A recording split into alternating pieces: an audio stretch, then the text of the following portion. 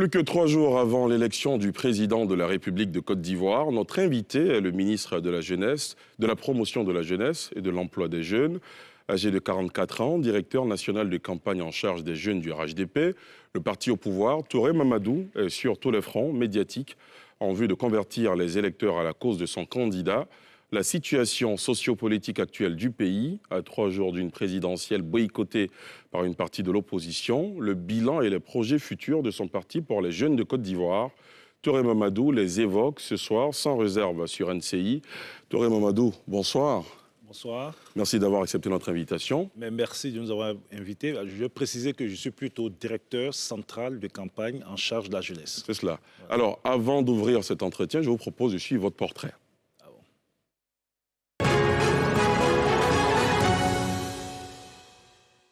Mamadou Touré est né le 29 février 1976 à Daloa, dans la cité des Antilopes, le centre ouest ivoirien. Diplômé du CEDS, Centre d'études diplomatiques et stratégiques à Paris, il est également titulaire d'un master en affaires internationales à l'École des hautes études internationales de Paris, suivi d'un exécutif master en politique et management du développement de Sciences Po Paris. Avant cette date, il a obtenu une licence de droit privé à l'université Félix Houphouët-Boigny d'Abidjan, puis une maîtrise de droit dans une université privée. Depuis le 10 juillet 2018, Mamadou Touré est le ministre de la Promotion de la Jeunesse et de l'Emploi des Jeunes de Côte d'Ivoire, porte-parole adjoint du gouvernement. Mais avant, il a été secrétaire d'État chargé de l'enseignement technique et de la formation professionnelle de janvier 2017 à juillet 2018. Mamadou Touré a exercé en qualité de conseiller technique chargé de la jeunesse et des sports à la présidence de la République de 2011 à 2016. Mamadou Touré a porté également les responsabilités de conseiller technique dans plusieurs cabinets ministériels, notamment le ministère de l'Intégration africaine, le ministère de la Construction et de l'Urbanisme et le ministère de l'Enseignement supérieur et de la Recherche scientifique. Au plan politique, Mamadou Touré a occupé plusieurs postes de responsabilité dans les instances de son parti, le RDR, jusqu'à ce que soit porté sur les fonds baptismaux le Parti unifié du Rassemblement des Oufouettistes pour la démocratie et la paix RHDP, où il en assure actuellement le poste de porte-parole adjoint. Habitué des plateaux télé, où il s'exprime sans réserve. Touré Mamadou, est-ce que vous êtes disposé à répondre à toutes nos questions sans réserve ? Mais je suis prêt à me prêter au jeu. Très bien. À 3 jours d'une présidentielle ivoirienne au sujet de laquelle il y a beaucoup de tensions, quelle analyse faites-vous du processus électoral en cours ? Mais j'estime que le processus en cours marche très bien. Nous avons un processus qui a commencé en réalité il y a plus d'1 an, avec les discussions que l'ancien Premier ministre, sur instruction du président Ouattara, a eues avec l'opposition sur la commission électorale indépendante. Ce qui nous a permis d'avoir la commission électorale actuelle, qui est une version améliorée des commissions de 2005 et celle de 2003, 2005 avec Pretoria et celle de 2014. Nous avons ensuite la loi sur le code électoral, donc, qui a été adoptée. Vous avez ensuite une commission électorale qui, dès sa mise en place, a commencé donc à travailler. Toutes les étapes importantes du processus ont été franchies, que ce soit l'enrôlement donc des populations sur la liste électorale, que ce soit la phase du contentieux sur la liste électorale, le dépôt des candidatures sur la liste électorale, et aujourd'hui, avec la distribution donc des cartes d'électeurs qui s'est achevée, en tout cas pour le délai qui a été indiqué. Nous sommes à 41%, donc malgré les appels à désobéissance civile, 41% des électeurs ont pu retirer leur carte d'électeur. Je rappelle que beaucoup d'électeurs ont été empêchés de retirer leur carte d'électeur. Donc c'est un processus qui globalement, à 3 jours, marche bien et nous sommes dans la dynamique aujourd'hui, donc les élections qui auront lieu de ce samedi. Et j'espère pour ma part que cette élection nous permettra, après cette campagne qui a été battue, de faire élire donc le président Ouattara à un score sans appel. À vous entendre, tout va bien, tout va pour le mieux. Pourtant, l'opposition ivoirienne estime que ce processus électoral a été entaché par beaucoup d'irrégularités. Mais elle aurait pu dire qu'elle est à la base donc, de tout ce qu'elle soulève comme problème. Vous avez une opposition qui, depuis 1 an et demi, a décidé de boycotter un processus. Dès l'entame des discussions, je me rappelle, puisque j'ai été moi-même membre du comité de discussion auprès donc, du Premier ministre Amadou Coulibaly, dès l'entame des discussions, l'opposition donc, a décidé de boycotter. Certains leaders de cette opposition appelaient déjà dès janvier 2019 à une transition politique en Côte d'Ivoire pour un processus qui n'avait même pas encore commencé. L'opposition a démultiplié les obstructions donc, de ce processus. Malheureusement, elle a échoué. Elle a échoué parce que toutes ces tentatives donc de voir ce processus s'arrêter n'ont pas marché. Le mot de désobéissance civile qui en réalité masquait une insurrection avec des violences instrumentalisées de gauche à droite, les querelles intercommunautaires poussaient les populations à s'entretuer entre elles, tout cela n'a pas marché et cela n'a pas remis en cause les fondamentaux. Et les fondamentaux, au niveau technique, c'est ce que la commission électorale a pu faire. Au niveau politique, vous voyez, dans tout le pays, nous battons campagne. Les Ivoiriens, en tout cas, toutes les tournées du président Ouattara ont été l'occasion de montrer l'adhésion des populations ivoiriennes, des centaines de milliers de personnes dans toutes les villes où il est passé. C'est aussi ça la démocratie. Donc pour nous, certes, il y a des difficultés, mais qui sont donc à l'origine de la responsabilité de l'opposition. Mais globalement, on a un processus donc, qui suit son cours et nous irons donc aux élections le 31. Très bien, vous en parliez tout à l'heure. Dimanche a pris fin la distribution par la CEI des cartes d'électeurs. L'institution en charge de l'organisation du scrutin annonce la distribution, vous l'avez rappelé, de plus de 3 millions de cartes sur 7 500 000 électeurs, soit 41%. Cela vous affecte-t-il ? Mais déjà, en 2015, nous avions... Est-ce que vous ne vous attendiez pas à un score plus élevé, notamment ?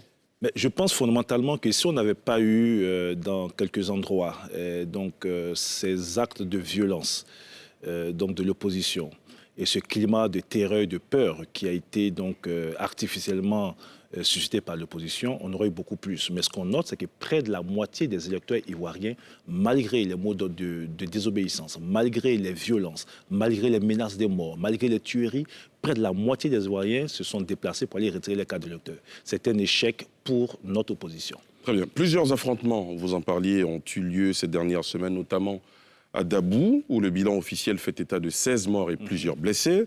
Le gouvernement a annoncé des enquêtes. Est-ce qu'on en sait un peu plus aujourd'hui ? Non, à ce stade, c'est encore trop frais. Il faut laisser les enquêtes se faire. Ce que je peux vous dire en tant que porte-parole adjoint du gouvernement, c'est que les enquêtes sont en cours. Il y a déjà des arrestations. Et donc, tous ceux qui ont été, d'une manière ou d'une autre, mêlés à ces violences inacceptables, à ces tueries qui relèvent d'une autre époque de l'histoire de notre pays, mais toutes ces personnes vont répondre devant la loi. Le ministre de la Sécurité, dans le communiqué fait sur la télévision nationale, parlait d'instigateurs tapis dans l'ombre qui tiraient les ficelles. Est-ce qu'on a une identité aujourd'hui ? Mais laissez les enquêtes suivre leur cours, mais on peut regarder quand même ceux qui sont à l'origine. Qui est à l'origine, selon vous ? Ceux qui sont à l'origine de ces appels qui ont abouti donc à ces... En tout cas, d'un point de vue politique, la responsabilité, et pour parler sans réserve, c'est l'opposition. Ceux qui ont appelé des populations à sortir, à empêcher donc d'autres populations donc de vaquer à leurs occupations, à exercer leurs prérogatives démocratiques, c'est-à-dire la liberté donc de participer à des manifestations, etc., qui ont incité, instrumentalisé des jeunes à l'effet d'aller s'attaquer à d'autres personnes, mais ceux-là sont de notre opposition. Maintenant, les enquêtes vont déterminer le niveau de responsabilité matérielle des uns et des autres. Selon vous, quelles sont les raisons fondamentales de ces violences et ces affrontements ?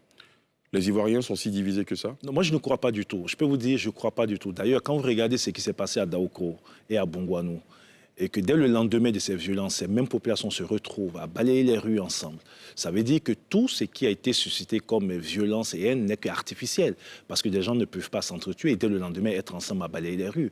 En réalité, vous avez une classe politique ivoirienne qui est totalement dépassée. Vous avez des opposants qui, depuis 30 ans, vivent dans une jalousie maladive qui ne dit pas son nom contre Alassane Ouattara, qui ont toujours eu peur d'affronter Alassane Ouattara dans les urnes, qui ont pris pour prétexte la candidature d'Alassane Ouattara pour justifier les actes qu'ils posent aujourd'hui. C'est un prétexte parce que les actes de violence sont antérieurs à l'annonce de la candidature du président Ouattara. Une opposition qui refuse le jeu démocratique. Ils n'ont jamais été des démocrates. Vous les prenez tous autant qu'ils sont un à un. Et quand vous les ramenez à ce qu'ils ont été en situation de gouvernance ou d'opposition, voici des gens qui en réalité n'ont jamais été des démocrates. Parce qu'on ne peut pas se dire démocrate et empêcher des citoyens. Vous pouvez demander à vos partisans de ne pas participer au processus électoral, ça c'est votre droit. Mais empêcher d'autres citoyens ivoiriens qui ne pensent pas comme vous de participer à un processus électoral, vous n'êtes pas des démocrates. Moi, j'ai été à Daloa récemment. J'ai reçu, il y a 2 jours, des jeunes autochtones de 40 villages BT de Daloa.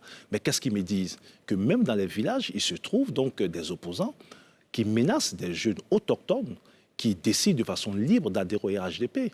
Donc, ils ne peuvent pas dire qu'ils veulent un pays démocratique et puis être tous les jours en train de poser des actes antidémocratiques.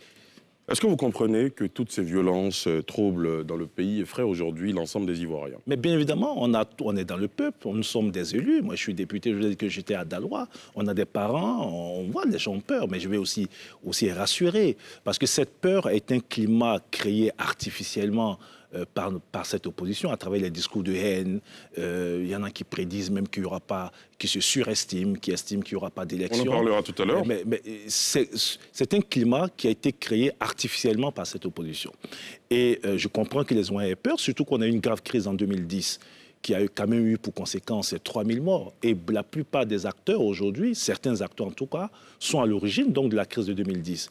Mais ce que je peux dire à nos concitoyens, c'est qu'on peut regarder avec beaucoup de détachement et de sérénité pour dire que la situation en 2020 n'est pas celle de 2010. Il y a beaucoup de gens qui se surestiment, qui sont dans la surenchère, qui véhiculent des messages souvent de haine, etc. Mais ils se surestiment parce qu'ils n'ont pas la capacité de reproduire ce qu'ils ont fait par le passé. Ils n'ont pas cette capacité. Et d'ailleurs, vous voyez, cette désobéissance civile, avec toutes les initiatives qu'ils ont prises pour bloquer les rues, etc., n'est pas allé loin. Voilà, donc ça ne marchera pas. La Côte d'Ivoire ira dans la paix voter donc le 31. Après le 31, la vie va reprendre normalement. Bien évidemment, aujourd'hui, le gouvernement donc, a pris des mesures. 35 000 soldats sont sur l'ensemble du territoire national pour rassurer nos concitoyens que le gouvernement mettra tout en œuvre pour que ces élections se passent dans un climat apaisé. Comment vous réagissez quand l'opposition estime que le RHDP mobilise des jeunes qu'ils appellent microbes pour effectuer des violences sur le terrain notamment, pour intimider leurs militants? Ce sont des pyromanes. Cette opposition, je peux vous le dire, droit dans les yeux, ce sont des pyromanes. Parce que tout le monde sait que c'est eux qui sont à l'origine des violences. C'est trop facile, on a vu les images. Ce n'est pas quand même les jeunes du RHDP qui ont brûlé donc, les bus à Yopougon. À Dabou, le RHDP ne va pas les tuer ses propres militants. Nous, on a besoin de nos militants pour aller voter pour Hassan Ouattara. On ne va pas les tuer. À Daoukro, lorsqu'il y a eu les premières victimes de cette situation, 2 personnes qui ont été tuées à Daoukro, un étranger donc, et un militant donc, du RHDP. Non, ils sont à l'origine de ces violences. Et aujourd'hui, ils sont découverts par tout le monde. D'ailleurs, la communauté internationale ne cesse de les interpeller sur les actes de violence qui peuvent être assimilés à des crimes. Pour masquer cela, faire croire que le RHDP entretiendrait donc des microbes. Les microbes, c'est qui? Il y a des violences. Il y a, et nous avons été clairs, quel que soit le niveau de participation à ces violences, quel que soit le camp des gens qui participent à ces violences, ces personnes répondront devant la loi. Mais l'origine des violences, c'est bien cette opposition. Et elle devrait pouvoir donc avoir l'honnêteté d'assumer ses responsabilités. Est-ce que le dialogue tant réclamé, notamment par cette opposition, n'aurait-il pas permis d'éviter ces pertes en vie humaine? En tout cas, nous, on est ouvert au dialogue. Je vous ai dit que depuis janvier 2019, le président Hassan Ouattara a demandé justement à son premier ministre d'alors d'ouvrir le dialogue avec l'opposition, parce que dans la plupart des pays, lorsque des processus électoraux donc, arrivent, on attend à quelques semaines des élections pour ouvrir un dialogue. Nous avons ouvert le dialogue à la demande du président Ouattara plus d'1 an et demi avant la présidentielle. Ça montre sa prédisposition au dialogue. Et chaque fois, il y a des concessions qui ont été faites. Mais vous prenez la commission électorale indépendante. Aujourd'hui, le RHDP et les représentants de l'État ne représentent que le tiers des membres de la commission électorale indépendante, alors qu'en 2014, ils représentaient 50% des membres. Même quand le PDCI, qui dans un premier temps avait boycotté, et que il est apparu qu'il était nécessaire que le PDCI revienne, le président n'a pas hésité à prendre un texte, une loi permettant donc au PDCI d'avoir un représentant, qui a été d'ailleurs désigné, M. Bamba. Lorsqu'ils ont demandé la reprise des élections au niveau des commissions locales, cela a été fait. Là encore, ils ont brillé par leur absence. Il y a quelques jours, le Premier ministre Ahmed Bakayoko a ouvert les discussions donc, avec l'opposition. Dans un premier temps, ils ont boycotté. L'opposition a estimé que c'était une ruse. Dans un second temps, ils ont boycotté. Le président Ouattara vient de réaffirmer sa volonté, donc sa disponibilité à rencontrer le président Bédié pour échanger. Le président Bédié, qui était demandeur de cette rencontre, vient donc de revoir sa position. Donc, c'est plutôt vers l'opposition qu'il faut regarder. Nous sommes ouverts à la discussion. Le président Ouattara est un homme de dialogue, d'ouverture, qui a toujours su placer son pays au-dessus donc de tout. Et quand les circonstances l'exigent, qui a su faire preuve de concession. Mais pour dialoguer, il faut être deux. Pour discuter, il faut être deux. Vous ne pouvez pas dialoguer avec vous-même. Mais quand des gens qui sont de mauvaise foi, qui sont animés par un état d'esprit antidémocratique et qui se réfugient aujourd'hui dans une violence inouïe et qui, en même temps qu'ils prennent le dialogue, refusent d'aller à la table des discussions, mais qu'est-ce que vous voulez qu'on fasse? Ils ne sont pas une contradiction près. Parlant de la candidature du président Ouattara, elle est toujours remise en cause par vos adversaires qui estiment qu'il ne devrait pas être dans la course. Il continue de demander son retrait. Est-ce que vous ne craignez pas que l'image du président en prenne un coup? On ne peut pas attendre mieux de nos adversaires. Je vous ai dit que historiquement, tous ceux qui refusent la candidature de Hassan Ouattara ont toujours été ceux qui ont manipulé les lois pour ne pas affronter Hassan Ouattara au cours d'une élection présidentielle. Sauf qu'en 2010, ils ont été contraints donc d'affronter Hassan Ouattara. Il les a tous battus. Donc ça, c'est le premier élément. Ils avaient voulu, alors que la Constitution n'empêche pas Hassan Ouattara d'être candidat, passer encore par des artifices juridiques pour que Hassan Ouattara soit éliminé. Aujourd'hui, on n'en est plus là. Le Conseil constitutionnel donc, a décidé, donc c'est fini, ça a été tranché, Hassan Ouattara est candidat. Et s'ils ne veulent pas d'Hassan Ouattara, ils sont obligés d'aller aux élections pour battre Hassan Ouattara. Bon, ça, c'est le deuxième élément. Maintenant, le troisième élément, pour le reste, pour nous, aujourd'hui, la candidature du président Hassan Ouattara, d'un point de vue donc, du RHDP, puisque cette candidature a été demandée par nous-mêmes, les militants, les cadres, les élus, à nous, on considère que c'est un mépris pour les militants du RHDP. Pourquoi? Mais est-ce que nous, on s'est émissé dans le choix du candidat du PDC? Vous savez ce que nous pensons de Bédié? Vous savez ce que nous pensons de la candidature de Bédié? Vous savez ce que nous pensons de la candidature probable de Laurent Gbagbo? Est-ce que vous avez vu un seul cadre du RHDP s'immiscer dans le débat interne et qu'il se mêle de ce qu'il regarde? La candidature d'Hassan Ouattara est d'abord le choix des militants du RHDP. S'ils ne veulent pas d'Hassan Ouattara, qu'on aille aux urnes. Est-ce que le président Ouattara, justement, son image ne prend pas un coup? On n'avait pas répondu à la question. Je pense, moi, fondamentalement, il a dit lui-même, cette candidature au détriment de son aura, cette candidature, en tout cas à très court terme, mais c'est un sacrifice que nous apprécions. Apprécié à sa juste valeur, parce que nous savons ce que cela coûte au président. Mais il a fait d'abord pour son parti, mais surtout pour son pays. Et je pense que l'histoire, le plus important, c'est de juger à la fin.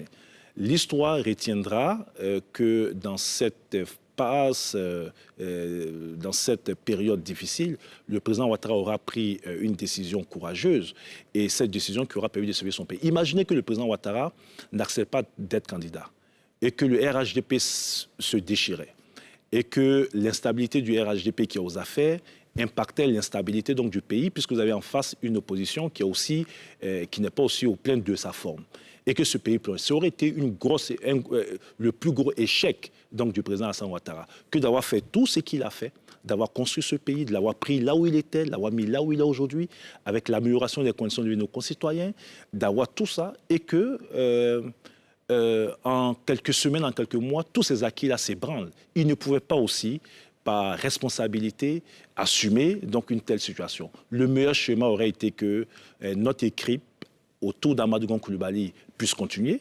Amadou Gon Coulibaly est décédé de façon accidentelle. Aujourd'hui, le président a priorisé l'intérêt général à l'intérêt personnel. Et nous, lui, en sommes reconnaissants. L'opposition réclame également une facilitation internationale, continue de réclamer un report. À 3 jours du scrutin, cela est-il envisageable? Mais nous, en tout cas, au niveau du RHDP, nous sommes en train de préparer donc, la participation de nos militants et des Ivoiriens qui adhèrent à notre projet donc, au scrutin donc, du 31 octobre. Il n'y a pas d'autre alternative envisagée. Nous sommes sur le terrain. Moi, j'ai été à Daloa il y a quelques semaines, il y a quelques jours. Je suis venu juste pour votre émission. Je retourne encore demain. J'ai mon meeting de clôture donc, le jeudi. Il en est de même pour la plupart donc, des cadres du RHDP qui sont actuellement sur le terrain.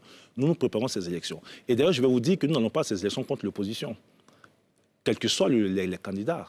Alassane Ouattara n'est pas candidat contre quelqu'un. Alassane Ouattara, en 2010, a établi un contrat de confiance avec les Ivoiriens. Ce contrat a été renouvelé en 2015. Il va à ces élections à la rencontre de son peuple. Voilà ce que je vous avais promis. Voilà ce que j'avais envisagé faire. Voilà ce que je n'ai pas pu faire. Voilà ce que j'ai pu faire.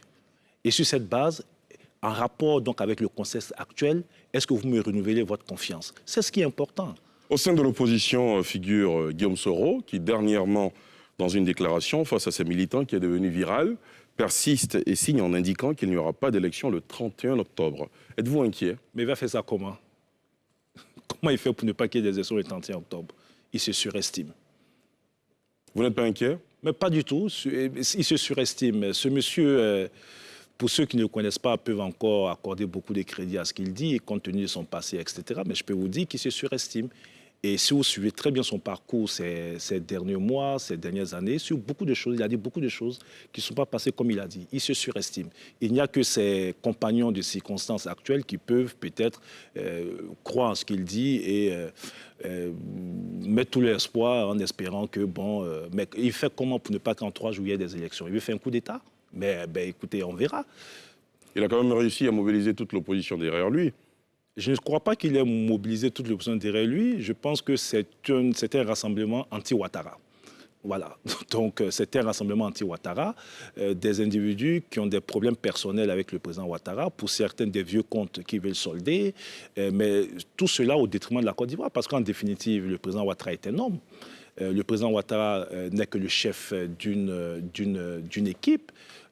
Mais derrière cette équipe, c'est une vision qui est dégagée, c'est un programme, c'est un projet. On aurait voulu qu'on attaque notre chef sur ses idées, sur sa vision, sur ses projets. Ce n'est pas le cas. Donc, il n'y a même pas de débat possible. Voilà. Là où nous, on parle du pays, de son avenir, donc de la situation des jeunes, de la situation sécuritaire dans la sous-région, donc de la lutte contre la pauvreté, de l'amélioration des conditions de vie de nos concitoyens, de nos parents paysans, mais les autres veulent nous ramener à des débats de personnes. Alors, une rencontre entre le président Ouattara et le président Bédié avait été annoncée dernièrement, mais jusque-là, rien. Est-ce que cette rencontre est toujours d'actualité? Mais le président Ouattara s'est prononcé tout à l'heure chez l'un de vos confrères. En tout cas, lui, il est disposé à rencontrer le président Bédié. Le président Bédié a été demandeur de cette rencontre. Il est disposé à le rencontrer. Maintenant, après, c'est au président Bédié, il faut lui poser la question. La situation de l'ex-président Laurent Gbagbo, toujours à Bruxelles en attente de son passeport. Quelle suite pour ce dossier? Mais le président Ouattara a répondu. Donc, pour le passeport normal, la procédure en cours. Donc, Laurent Gbagbo, selon ce qui a été dit par le président Ouattara, aura son passeport. Donc, il n'y a pas de problème. Comme Guillaume Soro, Pascal Affi-N'Guessan également annonçait il y a 24 heures beaucoup plus de détermination pour empêcher la tenue du scrutin. Réaction? Mais il y aura beaucoup plus de détermination de notre part pour que ces scrutins aient lieu et que les Ivoiriens votent donc dans la tranquillité. Une révision constitutionnelle semble être envisagée par le président de la République au lendemain de la présidentielle. Qu'est-ce qui pourrait changer notamment? Non, le président n'a pas encore donné des éléments très précis, mais il a lancé une réflexion au regard donc, du débat actuel, notamment la nécessité de renouveler la classe politique ivoirienne. Est-ce qu'il ne faudrait pas donc revenir donc, sur l'âge limite donc, de candidature? 75 ans. Voilà. Mais il a dit, c'est une réflexion qui est lancée. Je crois qu'il y a une équipe qu'il mettra en place, un comité qui va travailler et qui va faire des propositions donc, qui sera validée donc, par le Parlement ivoirien. Dans la perspective que le chef de l'État exerce son dernier mandat, qui sera dans le futur le dauphin, quelle personnalité fait aujourd'hui l'unanimité au sein du RHDP pour succéder à Alassane Ouattara? Vous savez, ce que le président Ouattara essaie de nous inculquer depuis bientôt plusieurs années, 2-3 ans, c'est l'équipe. Pas l'individualité. C'est l'équipe. Les hommes providentiels, certainement que la Côte d'Ivoire en a connu, mais aujourd'hui, vu les enjeux, vu donc les défis qui se posent à nous, le plus important, c'est d'avoir une équipe. Et nous l'avons réussi autour d'Amadou Gon Coulibaly. Donc là, le président Ouattara redevient notre chef d'équipe donc pour cette présidentielle. Et avec lui, je pense que nous verrons comment nous trouver un nouveau chef d'équipe. Donc pour l'heure, ce qui est important, c'est la réélection du président Ouattara. Il y a des cadres aussi compétents les uns que les autres autour de lui. Le RHDP saura au moment opportun se retrouver. Et puis, mais on ne peut pas sauter d'une élection à une autre. On ne peut pas, nous, aller vendre un projet donc, à des Ivoiriens et puis dès le lendemain de la présidentielle, être dans la présidentielle qui suit. Mais entre les présidentielles, il y a les Ivoiriens, il faut s'en occuper. Donc pour l'heure, on a un chef qui s'appelle Alassane Ouattara, qui a une équipe soudée autour de lui. Et quand le moment viendra, nous serons nous retrouver donc, en équipe et puis nous désignerons donc notre chef d'équipe avec sa bénédiction. Vous êtes le ministre de la Promotion de la Jeunesse et de l'Emploi jeune. Avez-vous le sentiment d'être proche des jeunes Ivoiriens? En tout cas, j'essaie d'être proche des jeunes Ivoiriens. Il faut leur poser la question.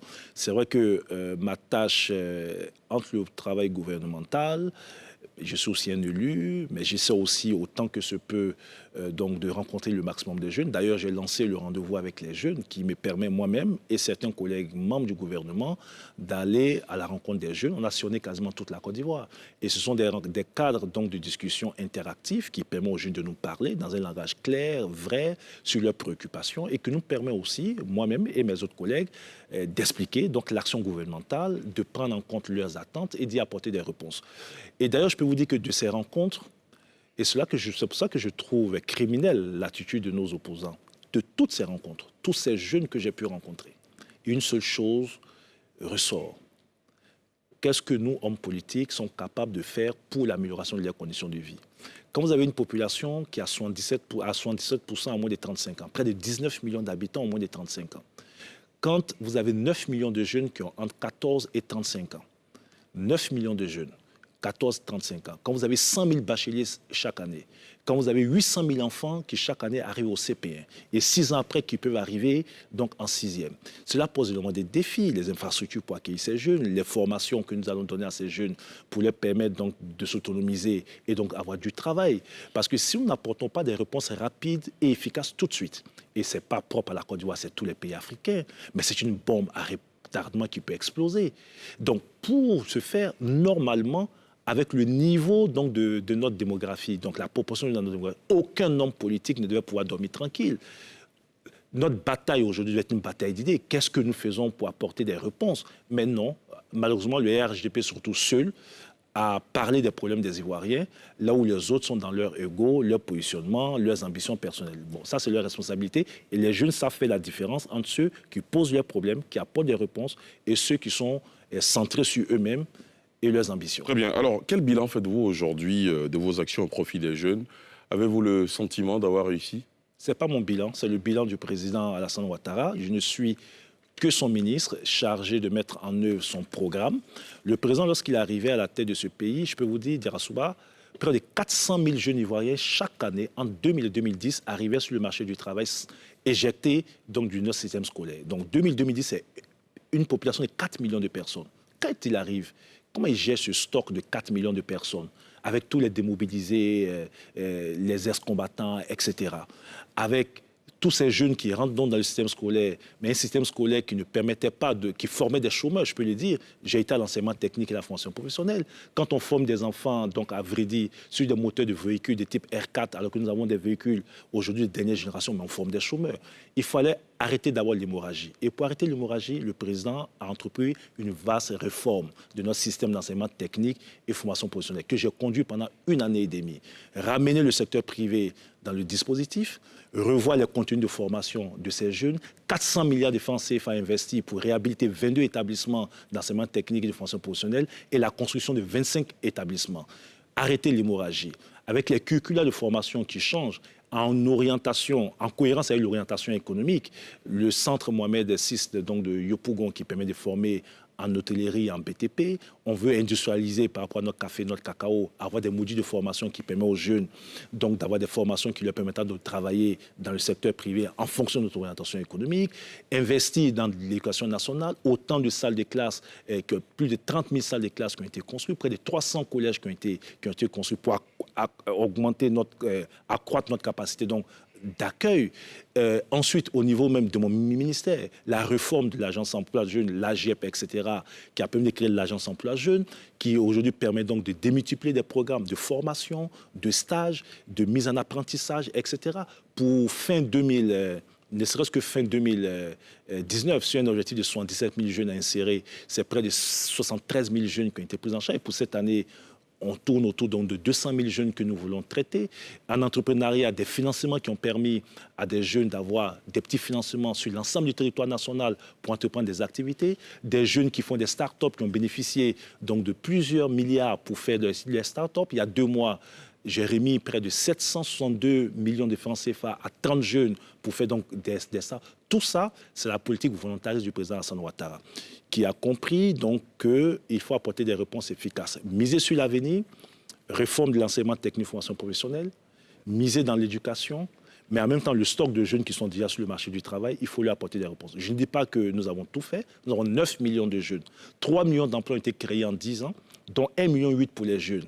Si vous mettez ça en perspective par rapport aux 9 millions de jeunes que nous avons, ce n'est pas encore suffisant. Mais ce résultat n'a été obtenu par nulle part dans la sous-région. Et ceux qui parlent aujourd'hui, qui veulent prendre notre place, qui nous disent un peu quelle a été leur politique pour les jeunes, combien de jeunes ils ont pu insérer, combien de jeunes à qui ils ont pu trouver des opportunités d'insertion. Finalement, nous ne pouvons nous juger nous-mêmes que par rapport à nous-mêmes et par rapport donc aux défis que nous avons. Parce qu'en face de nous, aucun opposant n'a pu faire mieux et ne propose mieux que nous. Vous avez abordé la question en y passant rapidement. Les jeunes Ivoiriens de plus en plus se tournent vers l'entrepreneuriat, mais beaucoup se heurtent à des problèmes de financement de leurs projets. Évidemment, l'État ne peut pas les financer tous. Est-ce que vous avez d'autres moyens de... Oui, le mécanisme que l'État a trouvé, donc le président a permis la création d'un fonds donc à la BNI, dont vous avez un fonds de garantie. Est-ce que ça fonctionne bien? Oui, ça fonctionne très bien. Ça fonctionne très bien. Je vous ai dit les 762 millions qu'on remet à des jeunes entrepreneurs qui ont eu chacun entre 5 millions et 50 millions de francs CFA, des jeunes qui font des activités aujourd'hui. C'est parce que ce fonds de garantie permet à la banque de prendre donc, le risque de prêter donc, à des jeunes. C'est un dispositif qui sera renforcé dans les années à venir. C'est un dispositif qui va s'amplifier pour permettre au maximum de jeunes d'en bénéficier. Et puis vous avez d'autres ministères sectoriels, tels que le ministère des PME, qui a aussi donc, des fonds pour donc, des jeunes ou des moins jeunes qui sont donc, à la tête donc, de PME. Non, sur l'entrepreneuriat, le gouvernement vraiment accompagne, parce que quand vous avez une fonction publique qui est autour de entre 160 000 et 200 000 personnes, la fonction publique, et ça je vous regarde droit dans les yeux, et les jeunes qui nous regardent n'est pas la solution. Nous sommes 26 millions d'habitants, tout le monde ne peut pas être fonctionnaire.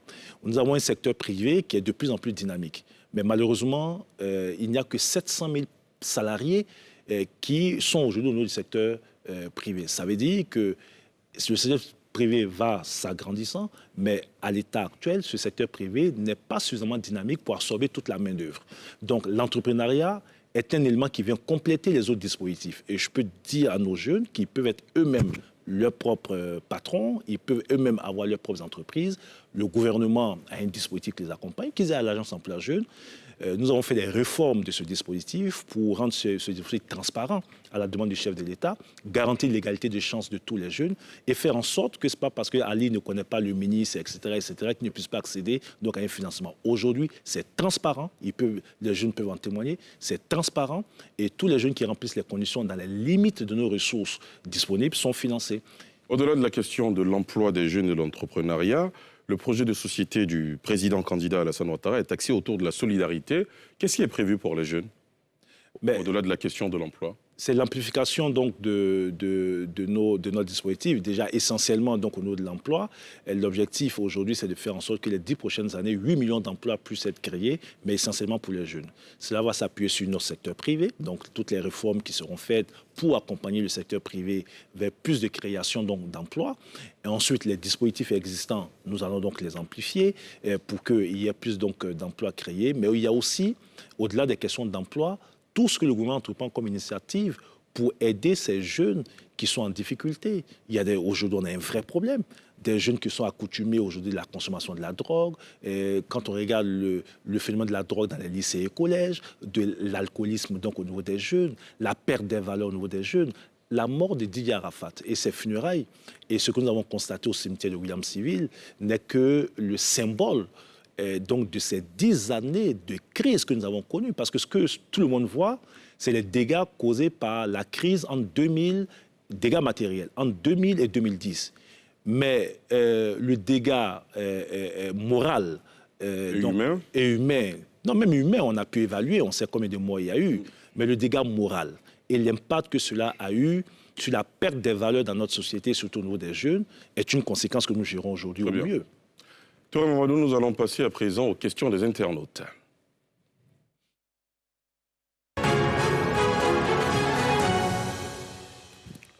Alors, avec l'appui de la régie, nous avons la première question de Edouard qui nous dit le slogan « Un coup KO ne fait-il pas penser à son ancêtre « On gagne ou on gagne » ?»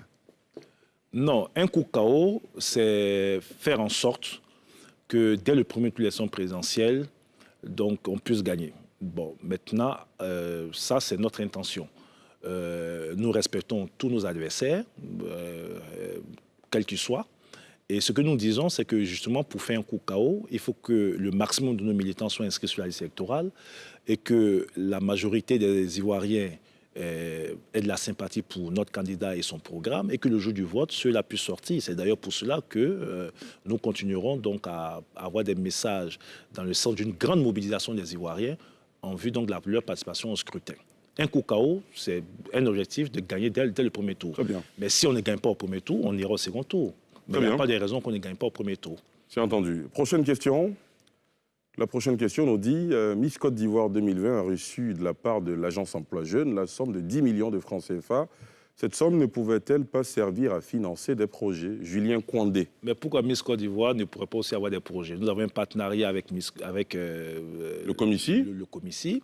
L'idée, c'est que toutes ces jeunes filles qui participent donc à cette compétition puissent accéder au financement. Et donc, il y a 10 millions de francs CFA disponibles. Et si Miss Côte d'Ivoire veut entreprendre, elle peut donc recourir à ces 10 millions.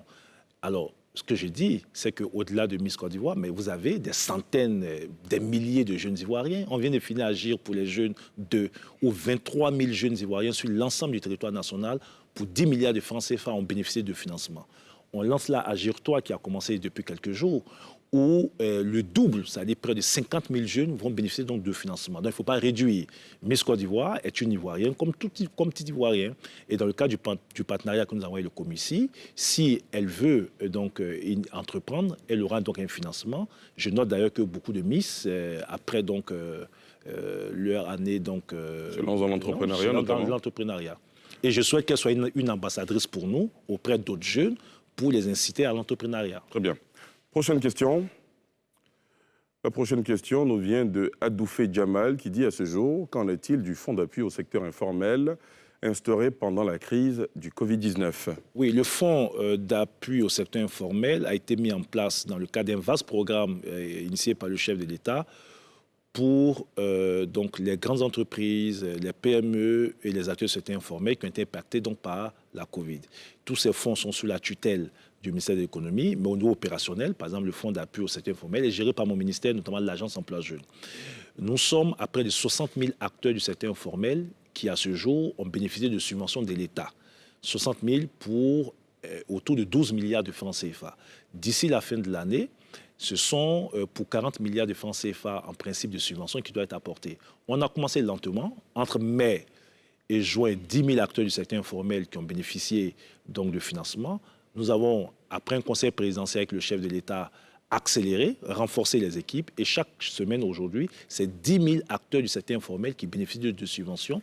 Et ce fonds est un fonds suivi aussi par les partenaires internationaux et avec un cabinet international donc, qui suit. Et nous veillons à ce qu'il y ait de la transparence et que tous les Ivoiriens qui ont droit donc, à ce fonds puissent accéder à ces fonds. Très bien. Une autre question d'internaute. La question nous dit pourquoi tant de jeunes tentent l'aventure européenne alors que le taux de chômage est aussi bas en Côte d'Ivoire? Une question de Florent. Alors, sur l'immigration clandestine, il faut regarder, toutes les études montrent qu'il y a deux facteurs. Il y a les immigrés économiques, ceux qui pensent qu'il y a mieux ailleurs. Et je peux vous dire que je suis issu d'une ville, d'Aloa, qui est considérée comme la première ville donc, de transit. Et donc, en tant que lui, vous concevez que j'ai pu échanger avec certains jeunes, leurs familles. Il y a des jeunes qui vendent même leur commerce, qui vendent donc leur fonds de commerce, qui endettent leur famille pour partir en espérant que l'Eldorado, c'est ailleurs. Donc, il y a les immigrés pour des questions économiques. Mais ça devient un phénomène culturel, comme on le voit au Mali. Vous avez des familles qui se font de la concurrence entre elles.